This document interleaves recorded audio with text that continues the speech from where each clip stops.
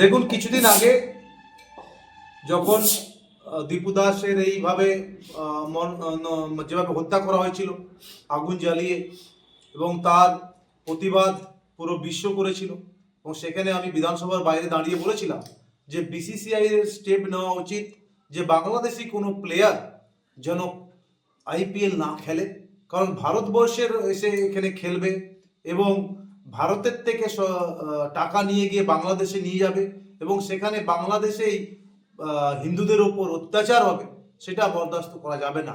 তাই বিসিসিআইকে অনুরোধ করেছিলাম সংবাদ মাধ্যমের মাধ্যম দিয়ে, আপনাদের চ্যানেলের মাধ্যম দিয়ে। আজকে বিসিসিআই সে ঘোষণা করেছে এবং মুস্তাফিজুরকে কেকেআর থেকে বহিষ্কার করা হয়েছে, এবং এটাও বলেছিলাম যদি মুস্তাফিজুর খেলে তাহলে সমস্ত ইডেন গার্ডেন্সের এবং সমস্ত দর্শকরা সেই খেলা বয়কট করবে। তো আজকে এই নিউজটা পেয়ে আমি খুবই আনন্দিত।